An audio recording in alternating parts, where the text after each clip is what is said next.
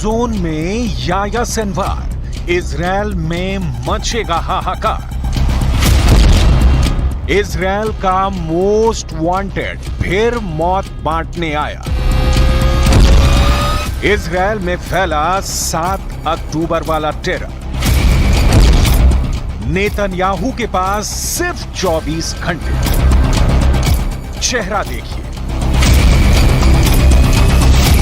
चाल देखिए,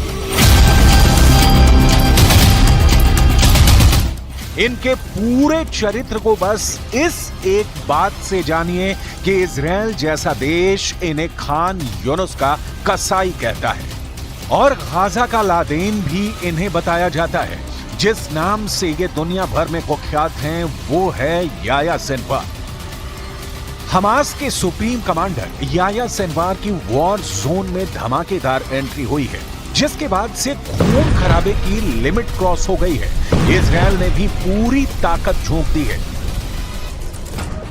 जिससे गाजा युद्ध क्लाइमैक्स के मोड़ पर पहुंचता दिख रहा है। गाजा में बेहिसाब बारूद बरस रहा है। आसमान से जंगी जेट मौत बरसा रहे हैं। जमीन पर तोप से, रॉकेट लॉन्चर से, मशीन गनों से चुन चुन कर हमास के अड्डे बर्बाद किए जा रहे हैं। इजराइल का ऑपरेशन राफा फुल फोर्स में एक्टिव है। राफा के पूर्व हिस्से को इजराइल ने तोपखाने से धुआं धुआं कर डाला है। इजरायली डिफेंस फोर्स ने दावा किया है कि जमीनी हमले में कोई रोक नहीं लगाई जाएगी, किसी की भी अब नहीं सुनी जाएगी, क्योंकि जिस दुश्मन की तलाश नेतन्याहू को है वो अब खुलकर जंग में सामने आ चुका है। याह्या सिनवार के युद्ध के मैदान में आने का मतलब क्या है? क्यों हमास चीफ ने नेतन्याहू को चुनौती देते हुए वॉर फ्रंट पर हमास लड़ाकों से वॉर मीटिंग की? इसे जानना जरूरी है, लेकिन पहले देखिए राफा फ्रंट पर बारूदी तांडव का लेवल कहां तक पहुंच चुका है।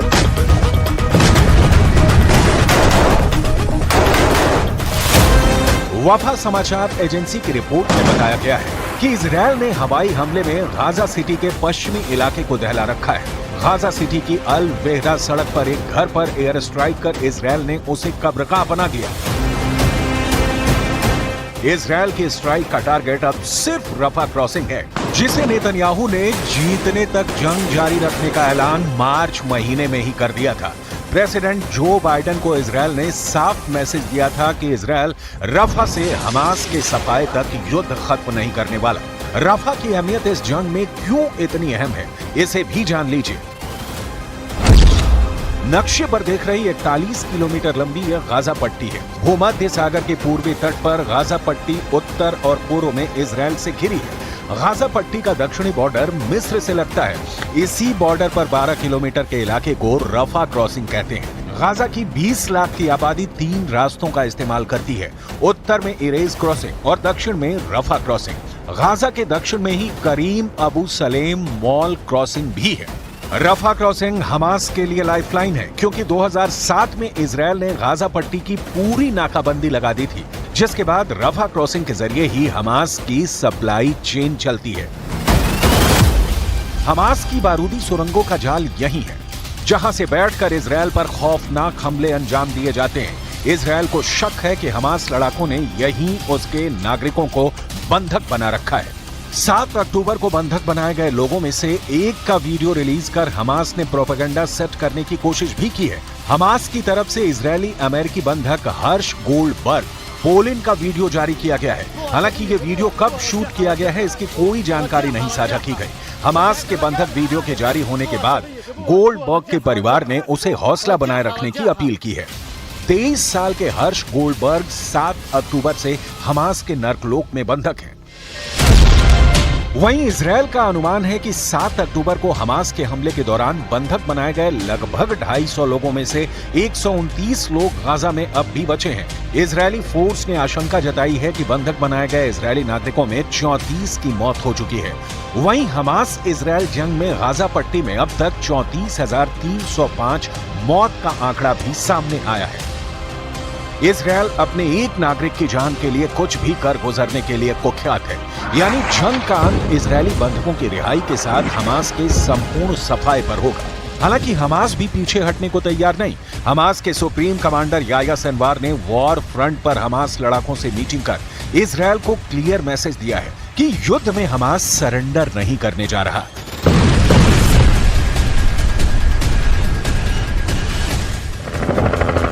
इकसठ साल के याह्या सिनवार अबू इब्राहिम के नाम से जाने जाते हैं। याह्या सिनवार को पहली बार इजरायल ने 1982 में गिरफ्तार किया था। 1985 में याह्या इजरायल के शिकंजे में दोबारा आए थे। उन्हीं दिनों याह्या ने हमास के संस्थापक शेख अहमद यासीन का भरोसा जीत लिया। 1987 में हमास की स्थापना के 2 साल बाद याह्या ने इसके बेहद खतरनाक कहे जाने वाले अंदरूनी सुरक्षा संगठन अल मज़द की स्थापना की। उस वक्त याह्या की उम्र केवल 25 बरस थी। 2011 में कैदियों के अदला बदली के समझौते के तहत इजरायली सैनिक गिलाड शलिट के बदले याह्या सिनवार जेल से आजाद हुए। तब से आज तक याह्या सिनवार इजरायल के सबसे बड़े खलनायक बने हुए हैं। 7 अक्टूबर 2023 को इजरायल में जो खूनी कोहराम मचा, उसकी कमांड भी याह्या के हाथों में थी। एक बार फिर जंग के मैदान में बेखौफ होकर याह्या सिनवार के आने का मतलब है कि हमास जल्द बड़े पलटवार की तैयारी में है। हमास का अगला हमला इस युद्ध को सबसे खौफनाक दौर में ले जाएगा।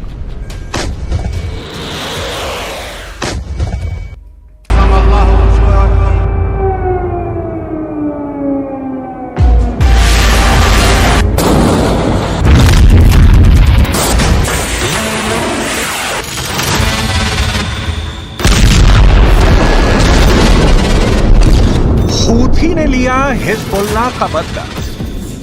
जिस वक्त इजरायली सेना गाजा और रफा में चुन चुन कर हमास के लड़ाकों को मार रही थी, उस वक्त हिजबुल्लाह उत्तरी इजरायल पर लेबनान की तरफ से भीषण हमले कर रहा था। जिस वक्त इजरायल हिजबुल्लाह के 40 ठिकानों पर हमला करके उसके आधे से ज्यादा टॉप कमांडर को मार रहा था, ठीक उसी वक्त लाल सागर में यमन के हूथी विद्रोही नौसेना मिसाइलों से अमेरिका और इजरायल के लड़ाकू युद्धपोत पर भीषण हमला कर रहे थे। मिडिल ईस्ट और पश्चिम एशिया में इस वक्त इजरायल अमेरिका की शय पर कोहराम मचाए हुए है। लेकिन ये भी सच है कि ना तो हमास, ना हिजबुल्लाह और ना ही हूथी के लड़ाके हमला करने से चूक रहे हैं। और इसके पीछे की सबसे बड़ी वजह है ईरान, जो इजरायल के वजूद को खत्म करने पर आमादा है। अब आप ये देखिए, भारी हथियारों से लैस अमेरिका और इजरायल के जंगी जहाजों पर हूथी ने कैसे हमला किया है। अमेरिका इजरायल पर हूथी का हमला। ईरान समर्थित हूथी विद्रोहियों ने फिलिस्तीन और हिजबुल्लाह पर हुए हमलों का बदला लाल सागर में लिया है। हूथी के दावे के मुताबिक हूथी ने मिसाइलों से अमेरिका और इजरायल के जंगी जहाजों पर हमला किया है। जानकारों के मुताबिक 2 हफ्ते बाद हूथी का ये पहला बड़ा हमला अमेरिका और इजरायल के खिलाफ बताया जा रहा है। हूथी के मिसाइल हमले में अमेरिका और इजरायल के जंगी जहाजों को नुकसान की खबर है। दावा तो यहाँ तक किया जा रहा है कि हूथी के मिसाइल हमलों को रोकने में अमेरिका और इजरायल की नौसेना नाकाम साबित हुई है। हूथी के इस हमले ने साबित कर दिया है कि ईरान समर्थित हूथी मिडिल ईस्ट और पश्चिम एशिया में इजरायल और पश्चिमी देशों के लिए बड़ा खतरा बन चुका है। हमास और हिजबुल्लाह के लड़ाके जहां जमीन के जरिए ज्यादा हमले कर रहे हैं, तो वहीं हूथी विद्रोही समंदर के रास्ते हमले कर रहे हैं। यही वजह है कि अमेरिका और ब्रिटेन ने मिलकर यमन में हूथी ठिकानों पर पिछले 3 से 4 महीने में कई दर्जन भयानक हवाई हमले किए हैं। हूथी विद्रोहियों का आरोप है कि अमेरिका और ब्रिटेन ने मिलकर यमन के करीब 424 ठिकानों पर हवाई हमले किए हैं, जिसमें कई दर्जन लोग मारे गए हैं। यही वजह है कि अब हूथी विद्रोहियों ने हमले तेज कर दिए हैं। ईरान समर्थित हूथी विद्रोहियों के प्रवक्ता याह्या सारेया ने दावा करते हुए कहा कि लाल सागर में अमेरिका के 2 जहाजों पर हमला किया गया है, जिसमें से एक जहाज अमेरिकी विध्वंसक है, जबकि इजरायल का एक क्रूज जहाज हूथी हमले का शिकार हुआ है। हूथी के दावे के मुताबिक उसके हमले में अमेरिकी जहाज मिस्क यॉर्कटाउन, अदन की खाड़ी में एक अमेरिकी विध्वंसक और हिंद महासागर में इजरायली जहाज MSC वेराक्रूज को निशाना बनाया गया है। نفذت القوات البحرية في القوات المسلحة اليمنية عملية عسكرية استهدفت سفينة ميرسك يورك تاون الأمريكية في خليج عدن بعدد من الصواريخ البحرية المناسبة، وكانت الإصابة دقيقة بفضل الله. बेशक हूथी बड़े हमले कर रहा हो, लेकिन ये भी सच है कि गाजा रफा में इजरायली सेना के भीषण ऑपरेशन में अब तक 34,000 से ज्यादा फिलिस्तीनी मारे जा चुके हैं। लेबनान की तरफ से हिजबुल्लाह चीफ जरूर इजरायल को टक्कर देने की कोशिश कर रहे हैं, लेकिन इजरायल की बेहतरीन हवाई क्षमता के सामने हिजबुल्लाह के पैर उखड़ने लगे हैं।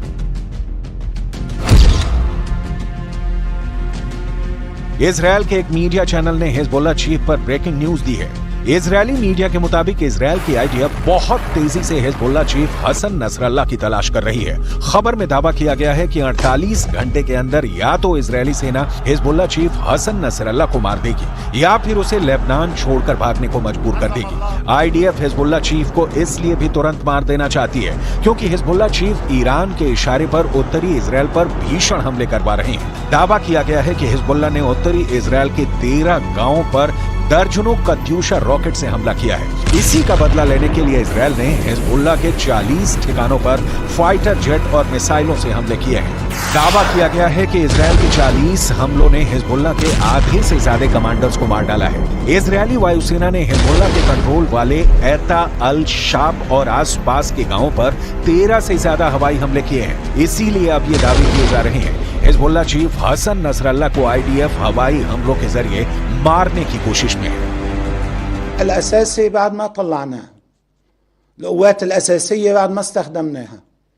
لمعلوماتكم نحن بعدنا حجز قوات مش عاملين. نحن الشباب يشتغلوا بالجبهة خدمة إجازة، يعني بيروح بيخدم وقته بيوجع على بيته، بيطلع بديله بيخدم وقته بيوجع على بيته وهكذا. ومع ذلك عاملين الإنجازات المعمولة بالشمال اللي سألوا الإسرائيليين عنها.